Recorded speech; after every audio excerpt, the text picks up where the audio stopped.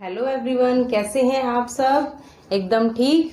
देखिए, आज मैं आप लोगों के लिए एक नया टॉपिक लेके आई हूँ। आपको पता है, पिछले वीडियो में हम लोगों ने मनोविज्ञान की उत्पत्ति और उसके व्यवहार के अध्ययन विधियां हमने समाप्त कर ली थी, जो आई थिंक आपको बहुत अच्छे से समझ में आ गई होंगी। बिकॉज मेरी कोशिश रहती है कि सिर्फ लिखवाना या कोर्स करवाना नहीं, कि पढ़ने वाले के दिमाग में एकदम सारी चीज़ें बिठाना, तभी मेरा उद्देश्य पूरा होगा। और आज हम जो नया टॉपिक शुरू करने जा रहे हैं, उससे पहले आपको पता है मैं थोड़ा सा आपका टाइम लूँगी, जो मेरे लिए बहुत ज़रूरी है। आई थिंक हमारी पूरी टीम के लिए ज़रूरी है, क्योंकि ये थोड़ा सा टाइम हमारी पूरी टीम का उत्साह बढ़ाता है। तो मैं उससे पहले आपको बोलूँगी कि हमारे चैनल को लाइक, सब्सक्राइब और शेयर ज़रूर करें, क्योंकि मैंने बोला था आपको कि आप अच्छे अच्छे कमेंट देते हैं, जिससे हमारी पूरी टीम का उत्साह बढ़ता है और आपके लिए जितनी मेहनत करती है उससे डबल मेहनत करने की आशा में और भी अधिक प्रयास करती है। तो हमारे चैनल को लाइक, सब्सक्राइब और शेयर करना न भूलें। और एक चीज़ और बताऊंगी, मैंने शायद कल भी बताई थी कि मेरे जो वीडियोस हैं आपको दोपहर 3 बजे यूट्यूब पे उपलब्ध हो जाएंगे, हमारे चैनल पे उपलब्ध हो जाएंगे। तो आइए आज हम शुरू करते हैं हमारा नया टॉपिक, दूसरा टॉपिक, जो कि बहुत ही इम्पोर्टेंट है अपने आप में और मनोविज्ञान में। तो आज का हमारा टॉपिक है व्यक्तित्व।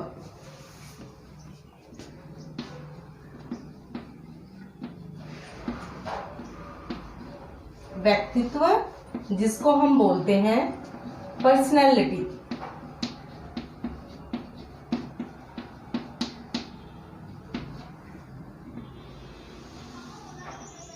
देखिए दोस्तों, देखने में तो ये छोटा सा शब्द है जो लगता है कि आपको आता होगा। तो व्यक्तित्व क्या होता है? व्यक्तित्व होता है किसी भी व्यक्ति का, चाहे तो हम बोले व्यवहार, चाहे तो हम बोले उसका मुखौटा, लेकिन सर्वमान्य जो परिभाषा है वो है प्रोफेसर आलपोर्ट की, जो हमारे वैज्ञानिक हैं आलपोर्ट, जो बहुत ही विख्यात हैं। उस परिभाषा को हम मान करके चलते हैं, क्योंकि उन्होंने 1937 के अंतर्गत व्यक्तित्व की जितनी भी परिभाषाएं अलग अलग वैज्ञानिकों ने अलग अलग क्षेत्रों से दी थी, उन सभी का निचोड़ लेके एक सर्वमान्य परिभाषा दी थी। तो इसकी हम आगे बात करते हैं जब हम मनोवैज्ञानिक के अंतर्गत विभिन्न वैज्ञानिकों की व्यक्तित्व की परिभाषाएं पढ़ेंगे। उससे पहले मैं आपको इसका थोड़ा सा बेसिक बता दूं, एक बेस तैयार कर ले हम, जिसके अंतर्गत हम इस टॉपिक को आगे चलाएंगे। देखिए, पर्सोना, पर्सनैलिटी शब्द जो व्यक्तित्व का इंग्लिश रूपांतरण है, ये जो शब्द है ये लैटिन भाषा के पर्सोना शब्द से बना है। तो जो पर्सनैलिटी शब्द है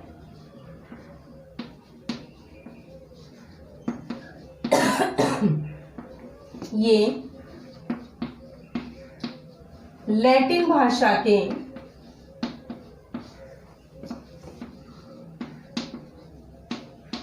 पर्सोना शब्द से बना है। इसमें आप जो पहले वर्डिंग है इसके, पर्सनैलिटी से लैटिन भाषा के शब्द से जो पर्सोना शब्द है ये बना है, और इस पर्सोना शब्द का अर्थ बताया गया है मुखौटा।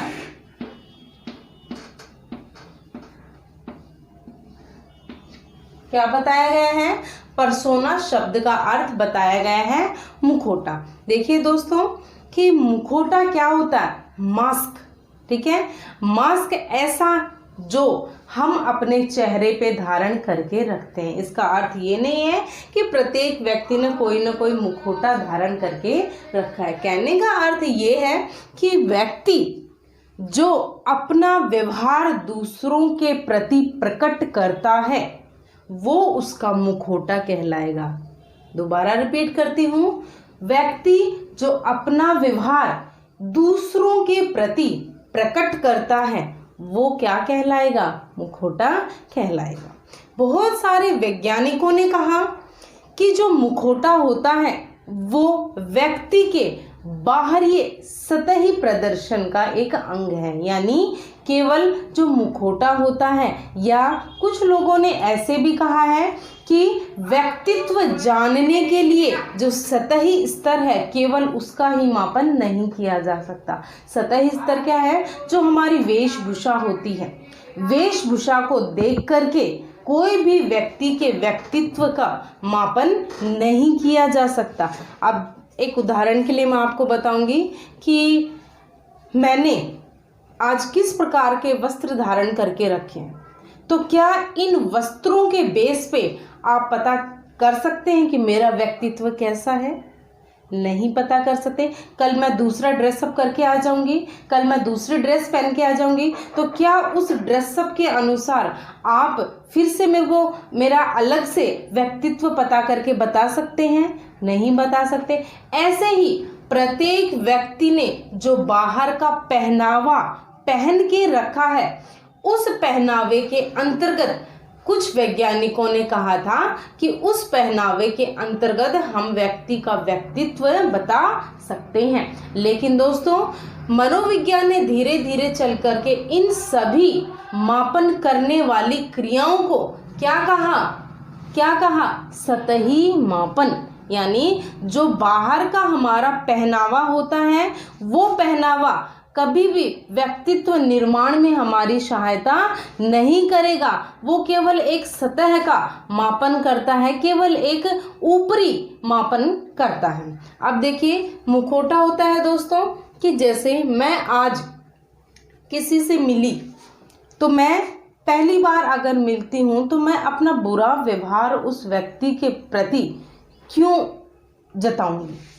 अगर मैं किसी से पहली बार मिलती हूँ तो मैं सोचूंगी कि मेरा जो इम्प्रेशन होता है वो फर्स्ट टाइम अगर किसी से मिलना हो तो अच्छा हो। तो चाहे मैं अंदर से कितनी ही खराब हूँ, कितनी ही द्वेषी स्वभाव की हूँ, लेकिन पहली मीटिंग में मैं हमेशा अपना अच्छा ही उसको रिस्पॉन्स दूंगी। तो क्या उस पहली मीटिंग के अंतर्गत जिस व्यक्ति से मैं मिली थी, तो क्या वो कहता है कि इसका व्यक्तित्व अच्छा है? तो क्या ये धारणा बढ़िया है? जबकि मेरा व्यक्तित्व ऐसा नहीं है।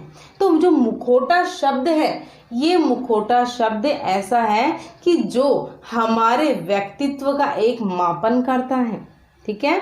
ऐसे ही दोस्तों हम एक उदाहरण और देंगे कि ये जो साधु आते हैं, जो महात्मा होते हैं, सन्यासी होते हैं, इनमें से कुछ सन्यासी ओरिजिनल होते हैं। मैं देखो उनके किसी पर्सनल इशू इसको नहीं लेके चल रही, आप भी इसको अन्यथा में ना लें, कि जो सन्यासी होते हैं, कुछ सन्यासी ऐसे होते हैं जो वास्तव में अपने धर्म का पालन करते हैं और सन्यास के दौरान जितने भी उनके कर्तव्य होते हैं उनको निभाते हैं। लेकिन जो नौजवान खाने कमाने की क्रिया से दूर भागता है, कहने का अर्थ है जो मेहनत नहीं करना चाहता, वो क्या करेगा? वो नौजवान भी उन साधुओं की तरह, उन सन्यासियों की तरह वैसे ही भगवा वस्त्र धारण करेगा और जगह जगह फिरेगा।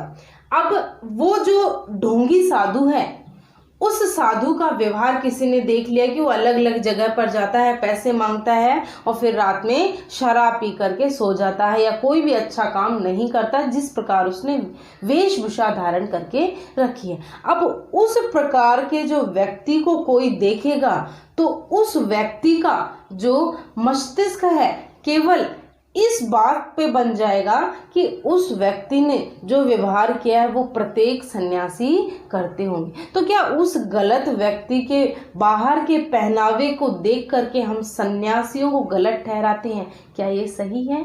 दोस्तों, ये सही नहीं है। तो आज हम इसी टॉपिक के बारे में बात करेंगे कि जो पर्सनैलिटी होती है, जो व्यक्तित्व होती है, वो मनुष्य के बाहरी सतह का देख करके निर्धारण करने की प्रवृत्ति नहीं है। तो मैंने आपको इसमें बताया था कि जो व्यक्तित्व शब्द है, जो पर्सनैलिटी है, ये पर्सनैलिटी लैटिन भाषा के पर्सोना शब्द से बनी थी, अर्थात मनुष्य जैसा मुखौटा अपने ऊपर धारण करेगा वो उसी प्रकार का व्यवहार करेगा। मनुष्य अपने ऊपर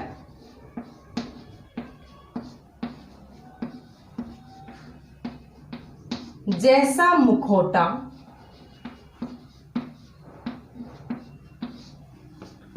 धारण करेगा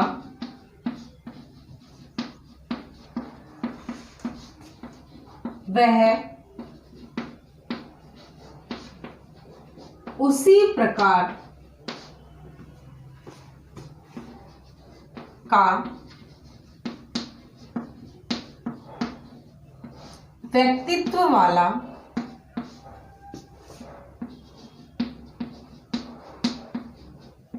इंसान या मनुष्य कहलाएगा।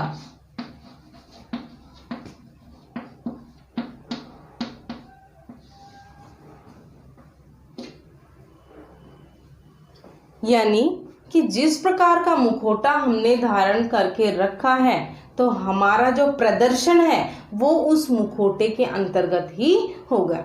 तो इसके अंतर्गत कुछ समय पश्चात मनोविज्ञान ने जो व्यक्तित्व है, व्यक्तित्व को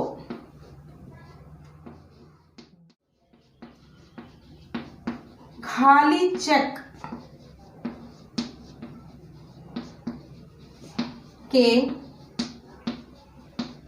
समान मनोविज्ञान ने बैंक के खाली चेक के समान बताया व्यक्तित्व को। यानी जो मनुष्य का व्यक्तित्व होता है वो बैंक खाली चेक के समान होता है। व्यक्ति के व्यवहार का किसी भी रूप का वर्णन किया जा सकता है, या फिर हम बोलेंगे कि जो बैंक का खाली चेक होता है उस पर मानव व्यवहार का कुछ भी लिखा जा सकता है। क्योंकि दोस्तों आप देखते हैं कि जो खाली चेक होता है उस पर हम कितनी भी प्रकार की राशि अंकित कर सकते हैं, 1000, 2000, लाख, करोड़। तो खाली चेक पे हम कुछ भी अंकित करेंगे वो उसी के अनुरूप हो जाएगा। तो बैंक का जो खाली चेक है, इससे संबोधन का अर्थ तो बैंक का खाली चेक है जिस पर हम मनुष्य के क्या है कुछ भी व्यवहार अंकित कर सकते हैं। ठीक है, अब देखिए कि इन सभी के अनुरूप 1937 देखिए कि 1937 से पहले मनोविज्ञान के अंतर्गत जिन भी वैज्ञानिकों ने व्यक्तित्व की परिभाषा दी, उन सभी का अध्ययन करके आलपोर्ट ने एक सर्वमान्य परिभाषा दी जो बहुत ही लोकप्रिय है और जो लगभग हर कंपटीशन एग्जाम्स में आती है। तो 99% ये परिभाषा ऐसी है जो सभी इसको मानते हैं। और इसमें एक चीज और है कि वैज्ञानिकों ने मनुष्य के बाहरी पहनावे को व्यक्तित्व के मापन का आधार माना, जिसे मनोविज्ञान ने नकारते हुए केवल सतही स्तर कहा। ये मैं आपको बता चुकी हूँ कि कुछ वैज्ञानिकों ने जो बाहर का पहनावा होता है इसके आधार पर मनुष्य के व्यक्तित्व का मापन करने को कहा, लेकिन मनोविज्ञान ने इसको नकार दिया और कहा ये केवल सतही स्तर है, केवल ये बाहर का प्रदर्शन कर सकता है, इससे व्यक्ति के व्यक्तित्व का मापन नहीं हो सकता।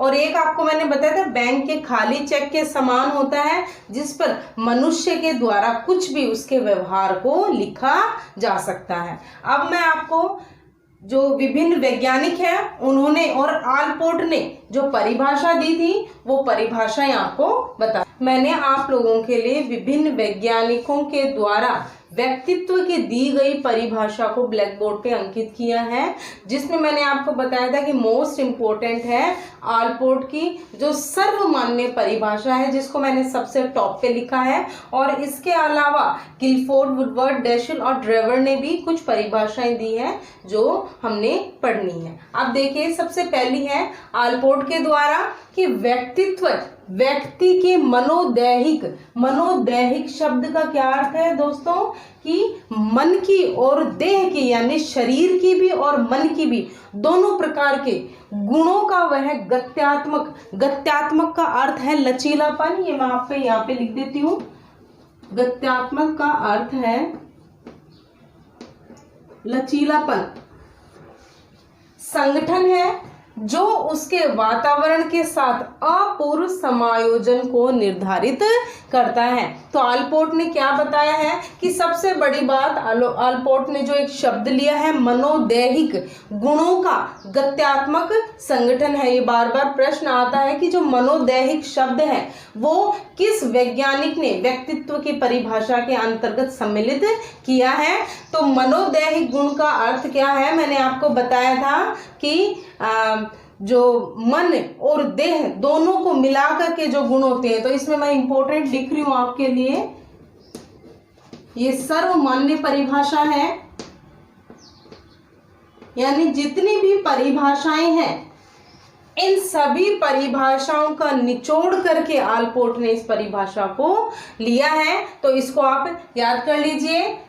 गिलफोर्ड ने बताया कि व्यक्तित्व व्यक्ति के गुणों का समन्वित रूप है, यानी जो व्यक्तित्व होता है, जो पर्सनैलिटी होती है, वो व्यक्ति के जो गुण होते हैं उनका समन्वित रूप है। समन्वित का अर्थ क्या हो गया, समन्वित का अर्थ है सारे सम्मिलित रूप, सामाजिक भी आ गया, इसमें आर्थिक भी आ गया, सभी प्रकार के जो रूप होते हैं उसको समन्वित कहा गया है। तो सामाजिक और सांस्कृतिक, आर्थिक सभी प्रकार के जो रूप होते हैं व्यक्तित्व के गुणों का वही है। ठीक है, उसके बाद है वुडवर्थ ने बताया कि व्यक्तित्व व्यक्ति के व्यवहार की समग्र विशेषता है, यानी जो पर्सनैलिटी होती है वो मनुष्य के व्यवहार की समग्र विशेषता, यानी जो वो जैसा बिहेवियर करेगा उसी के अनुरूप उसका पर्सनैलिटी का मापन होगा, उसके व्यक्तित्व का मापन होगा। उसके बाद है डैशिल, व्यक्तित्व व्यवहार प्रवृत्तियों का एक समग्र रूप है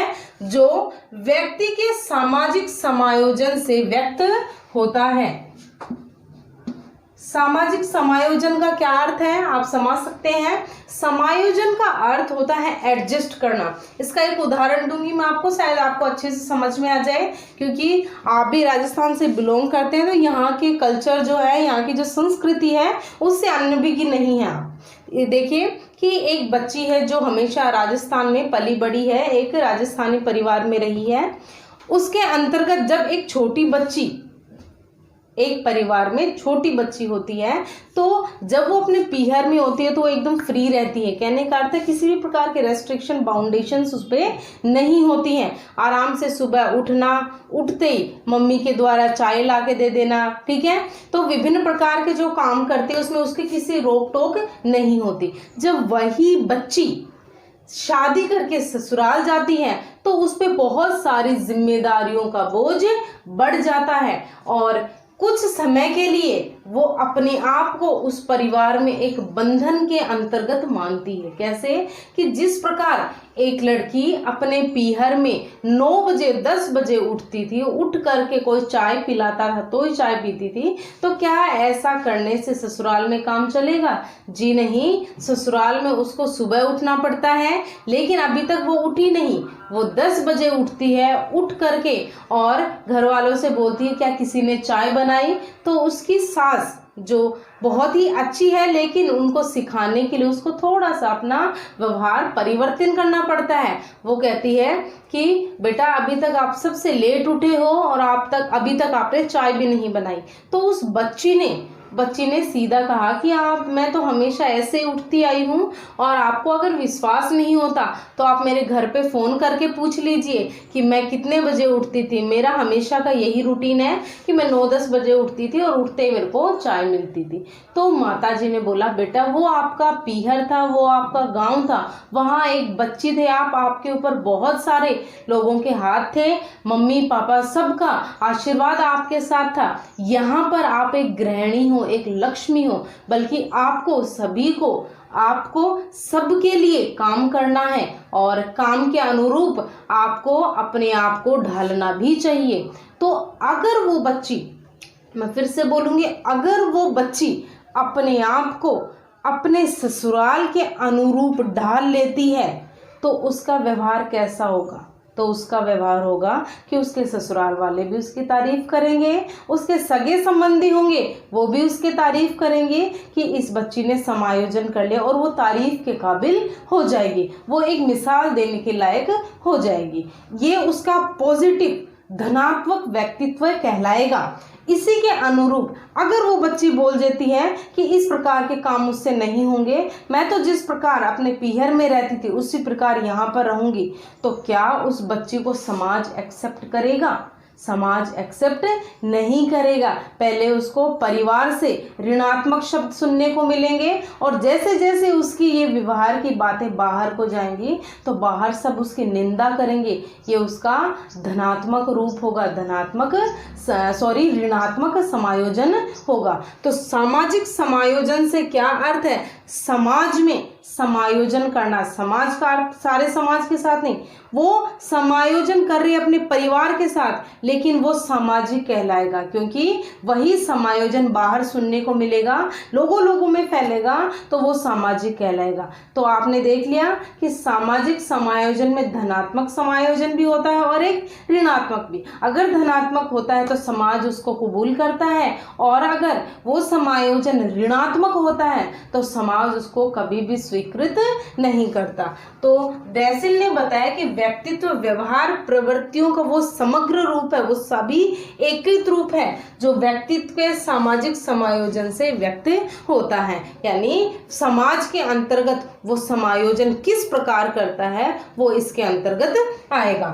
फिर है आपका लास्ट ड्रेवर ने कहा है व्यक्तित्व शब्द का प्रयोग व्यक्ति के शारीरिक, मानसिक, नैतिक और सामाजिक गुणों, तो ये दोस्तों यही है समन्वित का यही अर्थ होता है, शारीरिक, मानसिक, नैतिक, सामाजिक गुणों के उस एकीकृत तथा गत्यात्मक माने आपको पहले बता दिया है लचीलापन संगठन के लिए किया जाता है, जिसे व्यक्ति अन्य व्यक्तियों के साथ सामाजिक जीवन में आदान प्रदान में व्यक्त करता है। देखिए ये परिभाषा भी अपने आप में महत्व रखती है क्योंकि इसके द्वारा ही आप व्यक्तित्व को समझेंगे।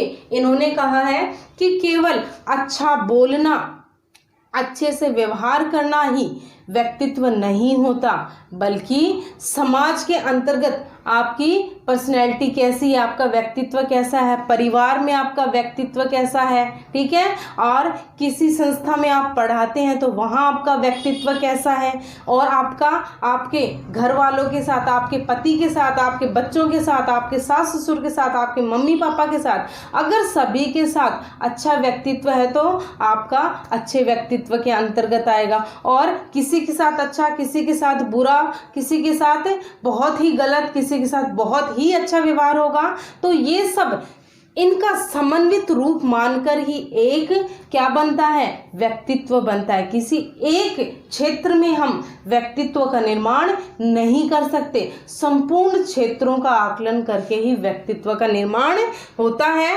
और जो व्यवहार आप समाज में आदान प्रदान करते हैं, यानी किसी के साथ व्यवहार करते हैं, वो रिस्पॉन्स में आपके साथ किस प्रकार का व्यवहार करता है, ये इसके अंतर्गत शामिल होगा। तो दोस्तों मैंने जो आपको आज परिभाषाएं बताई हैं, इसमें मोस्ट इंपॉर्टेंट आलपोर्ट की बता दी, जिसकी कुछ विशेषताएं मैंने आपको टॉपिक शुरू होते ही बताई थी, और गिलफोर्ड, वुडवर्ड, डैशिल, ड्रेवर, इनके अंतर्गत ये जो शब्द हैं जिनको मैंने अंडरलाइन किया है, ये अंडरलाइन वाले जो शब्द हैं, इन शब्दों के अंतर्गत क्वेश्चंस पूछे जाते हैं कि इस परिभाषा में या व्यक्तित्व की परिभाषाओं में इस प्रकार के शब्द का उपयोग किस मनोवैज्ञानिक ने किया है, तो इससे आपके क्वेश्चन बनते हैं। इससे पहले कि आज का हमारा वीडियो समाप्त हो, मैं आप लोगों से कहना चाहूँगी कि मेरे जो वीडियोस हैं, जो मेरी साइकोलॉजी के वीडियोस हैं, ये आपको 3 बजे यूट्यूब पे मिल जाएंगे, हमारे चैनल पे मिल जाएंगे। अगर आपने हमारे चैनल को सब्सक्राइब करके रखा है तो आपको नोटिफिकेशन के दौरान वीडियो प्राप्त हो जाएंगे। और अंत में मैं बोलूँगी कि प्लीज़ हमारे चैनल को लाइक, शेयर और सब्सक्राइब ज़रूर करें। जय हिंद, जय भारत।